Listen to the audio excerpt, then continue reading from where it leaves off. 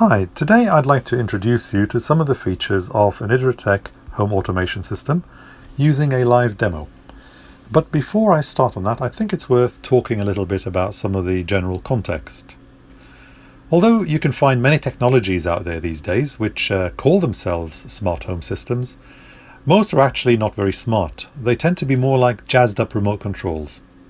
It may sound smart, for example, to be able to control your lights using a smartphone or even a voice interface, but after the novelty has worn off, this soon gets pretty tedious, especially if you have to do it for every room in the house. And you find it still easy to reach for the old mechanical light switch. On the other hand, if your lights were properly automated, so that they come on automatically when you enter a dark room, go out promptly after you leave the room, and most importantly don't go off while you're still sitting in the room, then that would be much more convenient, and perhaps more of what you might think of as being smart. This is in fact the kind of feature which IDRATEK technology routinely implements.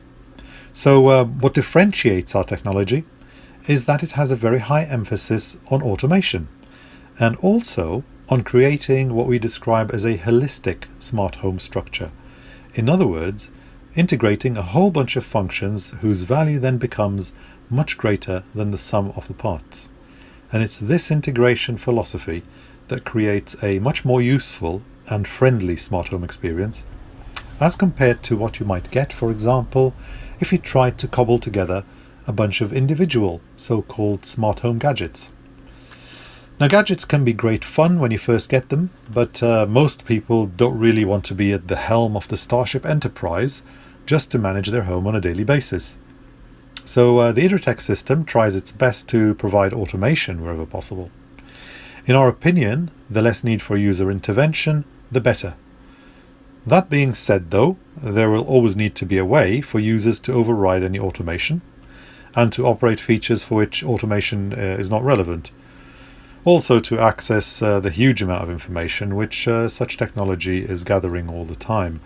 So, of course, there are a number of different user interfaces provided by the system, and these include simple mechanical buttons, which can be more convenient for quick actions like changing the state of a light, for example, tablet-style displays and soft buttons, which are typically useful for presenting visual information, and of course voice and sound, which are great for alerts and delivering immediate information. And finally, what you see here, and this is an app-style interface which gives comprehensive access to most of the system functions and its data. So using this today, I'm hoping to provide you with a quick look at some of the features of a typical IDRATEK installation. In fact, this interface is currently connected to a real home via the internet, and this is a small 2-bedroom flat located in the north of the UK. So I'm going to rummage around a bit, and hopefully through this you'll be able to get a rough idea of some of the features which an IDRATEK installation typically has. Obviously, this being a small installation, you're not going to get a full idea of all the possible features that are available, but you should get an idea of the depth to which these features go to. Okay, so let's have an hour look at this user interface, and we are now here on the top page, the home page you might say. And what you can see here is there are usually some popular categories of items like lights, heating, security and rooms, but also the user can place items on the front page which they'd like to access quickly. So for example, here we have an item called Zap TV, which if I navigate into, I will get some controls for a set-top box in that property. Similarly, if I head back to the home page, and then we have an item here called Porch Light, for example, and this gives the user access to the porch light quickly from the front page. Okay, but more typically the items tend to be under the general headings of lighting, heating, security and rooms. And I'm going to navigate into these and we'll see what kind of features we can find in these. First of all, we'll go into the lighting category, and what I get here is a list of the rooms which have lights in them which are accessible to the system. And in fact, in this property all the lights, including external lights, are accessible. Now to the left there is an icon which tells me something about the occupancy of the rooms, so I can see, for example, that the lounge is presently occupied, and also under the room headings you'll find some information about when each room was last seen to be occupied. Okay, so I'm going to navigate into the kitchen, as there is nobody there at the moment. And you'll see in the kitchen there are 3 lighting circuits. The top circuit, the icon for it, looks a bit different to the lower 2, and this is because this is a dimmable light and the lower 2 are just on-off lights. Okay, so that's the reason for that difference. If I turn on the dimmable light and I navigate further into it, then you find that I have a slider here which allows me to control the brightness of the light, and there are some other controls on this page, for example for accessing some scene settings, and you can get further detailed controls for the lighting automation on another page. Okay, so I'll just head back to the control page. I'll turn off this light for now, and I should just quickly say at this point that one of the important things to understand about integration, so the lights here are integrated into the system as a whole, and that means they are available for use by other features within that system or even other devices. Okay, so for example, the security function can use the lights to simulate occupancy at night time if you're out of the property, okay, by creating a realistic pattern of light changes around the property. Similarly, for example, in this property, the doorbell is connected to make some of the lights flash. And this really is the power of integration. It enables individual devices like lights to be used by a variety of functions and features, which is not what you'd get if you just had a bunch of individual remote control type of gadgets in your property. Okay, so we'll head back to the home page. We'll now visit another category. Let's visit heating. Now I should mention that this property only has heating controls, but the system operates in the same way for cooling and for both heating and cooling systems if they are combined. Okay, now what we also see is that the heating here has been zoned, even for this small 2-bedroom flat, into individual room zones, and even there's a heating controller for the bathroom towel rail here. Now the zoning is a really important feature for a number of reasons. One is it can give you much better convenience. So you can control the temperature of each room differently at different times of the day, and this can provide better comfort for different occupants' tastes, for example. Also, because the system is automated and it has information about things like weather conditions as well as the occupancy of the rooms, zoning is really useful for getting the best out of energy efficiency. The reason being, the system can detect, okay, a room is unoccupied, and it can lower the set point in that room, so saving you a bit of energy and your energy bills. Also, it can determine what the weather conditions are like and either advance the application of heat, or it can compensate for the weather conditions, psychological factors. So, for example, it can turn up the heating slightly if it's really cold outside. And automation is a very important aspect of this, because you can actually go out there and get many different systems which allow you to zone your heating or cooling control.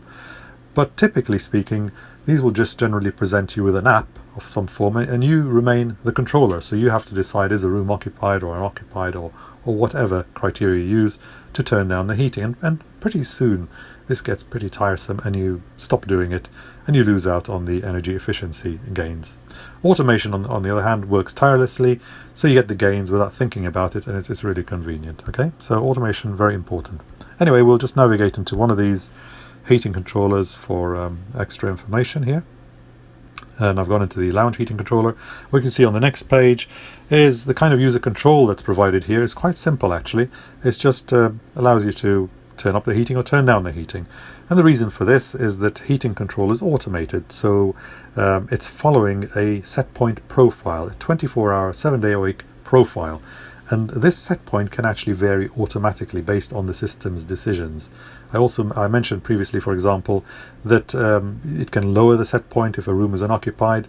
It can increase it or lower it depending on the outside weather conditions. It can also turn off the heating if it notices an external door nearby is open, for example, to avoid you heating the street. And also, even when it comes to you asking for the room to be warmer or cooler, the system can even mediate upon those requests.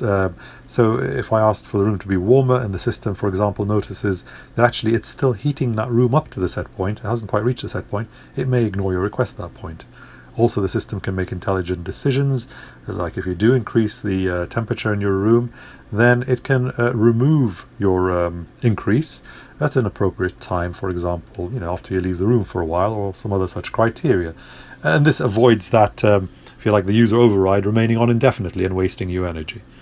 Okay, so automation and intelligence are very important in giving you convenience, comfort, and energy efficiency. Now, every feature and device on this system has its data logged, 24/7, 365, 366, all the time, basically. And I'm going to look quickly, hopefully, at the data for the lounge heating controller, just as an example. It looks a bit complicated. It's a graph in this case. Sometimes it's textual, sometimes it's bar graphs. It just depends what's appropriate. This can be useful for diagnostics, seeing what's happening with your heating, if there's possibly some problem with it, but just out of interest as well. So here we have a graph, as I say. The lower curve is the outside temperature in this case, just out of interest. The upper curve is the actual temperature in the lounge, which has been dropping, but there's been some peaks in it overnight, so that's interesting, something interesting to investigate, for example. Why has that happened? And the yellow staircase curve, that's the set point that's in force in any given time. As you can see, this is changing, and this is because it's affected by room occupancy, outside weather, and any other signals that are applied to it, user offsets, etc. Okay, so you get comprehensive data from a system such as this, and that's actually a very useful function of it. Nothing is hidden, I should say. Okay, so back to the home page, and now we'll visit the security category. And what you'll see here, first of all, is there some subheadings. One of them is alarm, one of them actually says other alarm controls, another one says cameras. I'll head into the alarm function, and you get something which looks quite simplistic: arm, disarm, and panic. But believe you me, this covers a very comprehensive, very sophisticated security system. I don't even want to call it an security alarm system, because it covers other aspects of security. The security system obviously has access to all the system sensors, and there's motion sensors in all the rooms in this property. There's door sensors in all the rooms, so there's a huge amount of coverage for intruder detection, for example. But you can also feed other signals in to the alarm system. It could be that you think if a sudden change of light level is important to detect something, well, then that could also become a signal. And this is the power of integration and having availability of all these sensors at your disposal. Okay, the smoke detectors in this property, and you could have other kind of environmental detectors, can also feed into the alarm function, although they just use its facilities to provide different forms of alerts. The alarm is quite intelligent in terms of its feature set. For example, simple things like if you were to leave the property and forget to arm the alarm, then it can arm itself automatically, although of course you can always remote access it via this interface, as you can see here, and arm it remotely, or disarm it remotely for that matter. But also you can do things like have different credentials for different users, which may protect different parts of the property. So if you're lucky enough to live in a big property, and you might have maids or other sort of service providers, you can give them particular user credentials which allow them to disarm only part of that property. Okay, so very useful for managing larger properties in that respect. Similarly, if you have a larger property, you can have a nighttime type of feature, where if you have an upstairs downstairs type of structure, and if you have a bad habit of going downstairs from your bedroom to have a midnight feast, well, then the alarm will not be triggered, because the system knows that you're coming down from the bedroom to the kitchen, and it will disarm the sensors along your path and rearm them again once you go back to bed. Okay, so not good for your waistline, so I don't recommend it. So yeah, very, very sophisticated functionality. I can't really hope to cover it all here. I mentioned environmental alarms, so overheat is also detected, the smoke detectors, and all of these can create different types of alerts which may be targeted to you as an SMS or as an email. Of course, they can raise local alarm bells and sirens which exist on this property. And you can also have the, if you like, the trail that led to the triggering of the alarm sent to you in various forms, either in the SMS or via email. So you get great visibility. And the good thing, of course, of having a system which is protected using, all this automation is also this user interface which you see in front of you, because if the alarm was triggered for some reason, you can always also remotely access the system and check, what's going on at the present time, and hopefully it's well, I say hopefully it's a false alarm, but you don't want too many of those either. And again, the intelligence plays a role in that. So the sensors behave differently for example, intruder detection as compared to for turning on your lights, where they are much more sensitive, for example. Okay, very sophisticated alarm feature. I can't hope to cover it all here, so we'll just head back to some other aspects of it. Other alarm controls, a bit more details about the alarm setup. I'm not going to go into that for this demonstration. I'll go into the cameras next. And I should mention, again, the user is at liberty to place on this user interface whatever functions they would like to be seen, depending on the credentials of the user who's logged in. So I have certain credentials, and I can see here there are 2 cameras, but there may actually be more in the property which I'm not given access to. So I'll visit the yard cam, and here we get, as you see, an image of the yard, the backyard by the looks of it. And the camera function, as you might expect, it has the ability to do things like record video clips or take snapshots, and these can be triggered by motion detection using the images.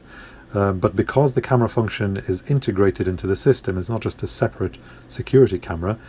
What this means is that such triggers can also create activity on the system as a whole. So they could create audible alerts, or send up a message to one of your tablet displays, and vice versa, that the system devices can be used for whatever reason to trigger the taking of camera images, and that may be more sensible in the case of internal cameras, for example, where you might use internal sensors other than the camera motion. A bunch of features. Again, the integration is very useful in that respect. Heading back to the home page, I'll now visit the rooms category, and this is a way to get access to the more detailed functionality within each of the rooms. Again, at this level I get an idea of room occupancy, and the lounge is still occupied. We'll head into the bathroom in that case. Okay, no cameras there, so no privacy issues, at least not of the visual type. And anyway, what we see here is a list of items in the bathroom which are accessible on this user interface. So we have things like the bathroom ceiling humidity sensor there, the bathroom ceiling motion sensor, bathroom display. I should say all the rooms in this property have small IDRATEK panels which have a small simple display, as well as audio functions. And the audio functions are actually something I'd just like to touch on briefly here. Very useful. So each one of these panel units has a microphone and has a speaker, and the audio functions deliver spoken text to the user, depending on whatever requires that. Can deliver sounds, so for example, if the front door opens, you might get a sound. And also they can be used as an intercom, although in a small 2-bedroom property, perhaps a bit redundant for that kind of usage. However, you can also make outgoing and take incoming calls, even on a hands-free basis, from all of these essentially intercoms that are in the property. Okay, so bathroom fan, that's the extractor fan. Bathroom heating, well, we've seen that from a different category. Another humidity sensor in the bathroom. And sometimes it's useful to have more than one sensor in a room, because it allows you to measure signals at different parts of the room, or they may have particular significance to you. Actually, we'll see that in a moment. Okay, bathroom intercom, I've already mentioned the intercom function there. Bathroom lighting, as you might expect. Bathroom motion sensor, that's another motion sensor. The bathroom temperature sensor there, which feeds into the bathroom heating function. Now, I mentioned something about having sensors in different locations, and the bathroom ceiling humidity sensor, for example, the reason there is one there, should hopefully become fairly evident when we look at its data. You can see today's data for the bathroom ceiling humidity sensor, and what you can see here is that the humidity has risen to about 95% relative humidity at around 8 o'clock this morning, and this is an indication that somebody has taken a shower at that time in the morning. And in fact, this humidity data, as well as other signals, feed into the bathroom extractor fan to create its automation function.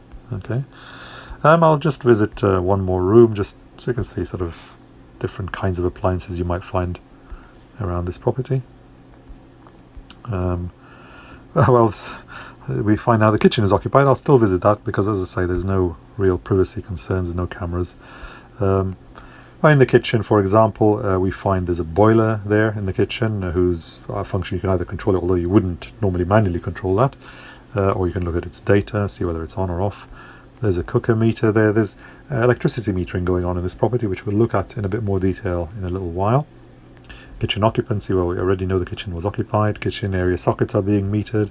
Kitchen humidity, light level. In fact, there was a light level, well, there's 2 light level sensors actually in the bathroom that I'm aware of, but their item was not placed on the user interface, and that's user choice. Sometimes they don't want too much clutter on the pages. Kitchen lights, well, they're actually on. Probably not surprisingly, there's somebody there, and it's probably a little bit dark at the minute. Kitchen motion sensor. Kitchen notice board. I mentioned a little bit about tablet displays, and yeah, basically that's what this is about. You can get bigger displays on just standard tablets where you can place messages, for example, things like a weather report or things which you'd like to see more clearly, more visibly, and which it might be useful to have displayed for a reasonable period of time. But also it can be used for friends and family to send you messages. If they have the right credentials, they can do that. They can pop up a message. The system can send you reminders automatically based on triggers. You can even put pictures up on them. So another useful form of user interface. Okay. Kitchen QBI, that's actually some buttons. You can access them from this user interface and simulate pressing them for whatever reason. Kitchen temperature, another set of buttons. Well, the unit lights are on by the looks of it. There's also a plinth heater in this kitchen, which is used to add additional warmth to the floor on a cold winter's day. Okay, so range of features you can find in the individual rooms. I'll go back to the home page now, and I'll visit something else here called the favorites category, and here is where you might group together items which are specific to that particular installation. So it's a kind of user choice of what to put in here, if anything at all. We have a call category, which I'll not go into because there may be some kind of privacy issues related to that, but this will group together controls or access to data regarding calling, outside or inside to the property, managing the intercoms for external calls. Messages, this is another category which I will not visit, but it's for delivering or the control of the delivery of messages which can be delivered in audible formats, for example, to the intercoms, and they may be delivered depending on certain criteria. For example, somebody could send an email to a certain person living in the property, and the message is only delivered when that person enters their room, and it may then be spoken out, for example. There's various facets of this messaging capability, some of which the user can access the features from here, as well as probably reading the messages as well. Meters, I'll go into that one. We already saw in the kitchen there's a couple of circuits being metered. This can be useful for a number of reasons. I'll go into the kitchen area sockets here, and we'll look at the data for this. Now, what you see in today's data is a sort of low-level kind of square wave thing during the early hours of the morning. That's in fact the fridge, and then there's some high spikes there around 3 kilowatt mark, and those represent the kettle in this property. There's some smaller ones adjacent to the high spikes, and those I know represent things like the toaster. And indeed, the system can analyze such data and give you an indication of what has been turned on and off based on this analysis. So you can get a message saying the kettle's been turned on at such and such a time, if that sort of information is useful to you, and it can be under certain circumstances. For example, the cooker is being metered. If the cooker was left on when you left the property, you'd get a text message saying you left the cooker on. Are you sure you wanted to do that? And although you can't actually turn off the cooker in this property, it would be possible to add that functionality quite easily to such an integrated system. Okay, so the other, of course, usage of electricity metering or other utility metering is like smart metering, for example. That is where you have the ability to see how much energy consumption has taken place on a given day or over a given period of time. Of course, it's much better than a so-called smart meter because you can also react to events, as we have just discussed. Okay, so I'll just go back to the favorites category. Oops, touched the button there, wrong button. And we'll see what other items we have. Notice boards, I already mentioned that you can have any number of tablet style display boards around the property and have different messages routed to them, whatever you think is relevant to you, basically. Outside category, probably safely go into that one. Here the user has grouped together a bunch of items for organizational purposes. They've placed them into a category on their own, and here we see the alarm bell, for example, alarm strobe, backyard light, and the doorbell button will be placed in this category. You have the ability to organize how you access certain features. Scheduler, well, any self-respecting home automation or so-called smart home system should have at least the ability to schedule things to happen at certain times or days. And there's a number of items in here, and you can add more. You can make them dependent on signals, make them repeat or not repeat, or occur on certain types of days of the week, weekends, weekdays, odd weeks, even weeks, etc. Okay, so oops, there's the live demo gremlins appearing. And TV category, there'll be a bunch of controls there to create certain functions on the TV. I should mention, by the way, that because the TV is controllable, you can also add it into the security function, so the system can actually operate your TV in a kind of realistic way. When the property is unoccupied, you might change channels every so often, turn the volume up, down, etc., and it adds to the realism of occupancy. Virtual, it's probably a bit too complicated to explain that in the scope of this presentation, so I'll not attempt to do that. Okay, so we've covered a few items here in this particular installation. There are some probably very obvious missing categories, like for example, I haven't mentioned anything about curtains or blinds. Well, they don't exist in this property, but they exist in others, and we automate them in lots of different intelligent ways, depending on sunshine and temperature and what have you. So really the idea is if you have some functionality which we haven't shown here and you're interested to find out if it can be covered, then basically just feel free to get in touch with us. Now you can contact us at contact@idratec.com, so that's by email, contact@idratec.com, or you can visit our website if you'd like further information, and that can be found at www.idratec.com. And finally, just thank you all for taking the time to listen to me today, and I hope you found this useful.